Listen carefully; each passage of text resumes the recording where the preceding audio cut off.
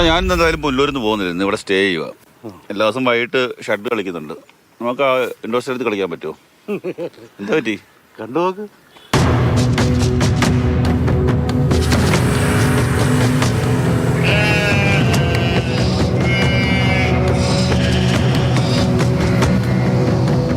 തുറക്കാറില്ലേ? ഇത് ഉദ്ഘാടനം കഴിഞ്ഞ് പൂട്ടിയിട്ടാ, ഇവിടെ തുറന്ന് പ്രവർത്തനം ആരംഭിച്ചിട്ടില്ല. അത് ഗംഭീര കെട്ടിടമാണല്ലോ. 6 കോടി രൂപ മുടക്കിയല്ലേ? 2023 ജൂൺ 14 ബുധനാഴ്ച കായിക വകുപ്പ് മന്ത്രി ബി അബ്ദുറഹ്മാൻ ഉദ്ഘാടനം ചെയ്ത കെട്ടിടമാണ്. അതിനുശേഷം ഒരു തവണ പോലും തുറന്നിട്ടില്ല.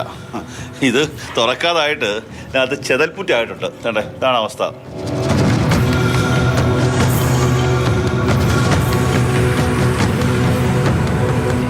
എന്തായാലും സുലണ്ണൻ തുടക്കത്തിൽ ചിരിച്ച എന്താണെന്ന് എനിക്ക് മനസ്സിലായി. സാമൂഹ്യ വിരുദ്ധർ ഇവിടെ നിന്ന് മദ്യപിക്കുന്നതിന് തെളിവാണ്. മാത്രമല്ല, മദ്യപിച്ച ശേഷം ഈ ബിയർ കുപ്പിയുടെ അടക്കം പൊട്ടിച്ച് ഇവിടെ വിതറിയിട്ട് ആ ചില്ല് വിതറിട്ട് പോകുന്ന ഒരു അവസ്ഥയാണുള്ളത്. നോക്കാനും കാണാനും ആരുമില്ല. ഇങ്ങനെയുള്ള സ്ഥാപനങ്ങൾക്ക് ഏറ്റവും പ്രധാനപ്പെട്ടത് ഫയർ ആൻഡ് എൻ.ഒ.സി ആണ്. അതിനുവേണ്ടി ഈ ഉപകരണങ്ങളൊക്കെ അത്യാവശ്യമാണ്. പക്ഷേ ഈ തുരുമ്പെടുത്ത് പൂർണ്ണമായിട്ടും നശിച്ചു പോയ ഇതിനകത്ത് നിന്ന്, ഈ ഉപകരണത്തിൽ നിന്ന് എങ്ങനെ ഫയർ ആൻഡ് എൻ.ഒ.സി കിട്ടാനാണ്? പുനലൂരിൽ നിന്നും ഒളിമ്പിക്സ് താരങ്ങളെ സൃഷ്ടിക്കുമെന്ന് പറഞ്ഞ് നിർമ്മിച്ച ഇൻഡോർ സ്റ്റേഡിയമാണ്. 2 വർഷങ്ങൾ പിന്നിട്ടിട്ടും ഇതിൻ്റെ പൂട്ട് ഒരു പ്രാവശ്യം പോലും തുറന്നിട്ടില്ല എന്ന് മാത്രവുമല്ല, ഇതിൻ്റെ പരിസര പ്രദേശങ്ങളാകെ കാട് മൂടി കെട്ടിടം തകർന്ന് തരിപ്പണമായിക്കൊണ്ടിരിക്കുന്നു. സാമൂഹ്യ വിരുദ്ധ കേന്ദ്രമാകുന്നു.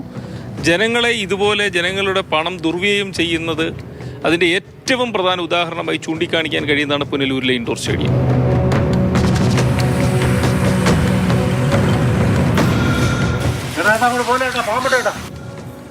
മനുഷ്യരെ പേടിപ്പിക്കാതെ. അതായത് ജനറേറ്റർ സ്ഥാപിച്ചിട്ടുള്ള പ്രദേശമാണ്.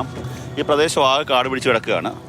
അതായത് പാമ്പ് വളർത്തൽ കേന്ദ്രമായിട്ട് ഈ പ്രദേശം മാറി. 17 ലക്ഷം രൂപ മുടക്കി നിർമ്മിച്ച തയ്യാറാക്കിയ ഒരു ജനറേറ്ററാണ്. അത് പൂർണ്ണമായും മഴയും വെയിലും കൊണ്ട് നശിക്കുകയാണ്. ഇതുവരെ ഒരു ദിവസം പോലും ആ ഒരു ജനറേറ്റർ പ്രവർത്തിപ്പിച്ചിട്ടില്ല.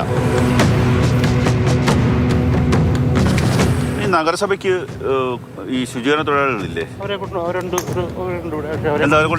ചെയ്യത്തില്ല. നമ്മൾ വാക്കുകളിലും പ്രസംഗങ്ങളിലും ഒക്കെ പറയാറുണ്ട് ഒളിമ്പിക്സിലേക്ക് താരങ്ങളെ കൊണ്ടുപോകുന്നൊക്കെ തന്നെ. പക്ഷേ എന്തുകൊണ്ടാണ് താരങ്ങൾ ഒളിമ്പിക്സിലേക്ക് എത്താതെ, അല്ലെങ്കിൽ വലിയ രീതിയിൽ മെഡൽ നടത്തുന്നത് മനസ്സിലായില്ലേ? ഇതുപോലുള്ള പ്രവൃത്തികളാണ് കാരണം. നമ്മുടെ ഭരണാധികാരികൾക്കുള്ള ദീർഘവീക്ഷണമില്ലായ്മയാണ് ഏറ്റവും പ്രധാനപ്പെട്ട കാരണം. ക്യാമറമാൻ ഷാനാസ് പരീതിനൊപ്പം കണ്ണൻ നായർ, മാതൃഭൂമി ന്യൂസ്, കൊല്ലം.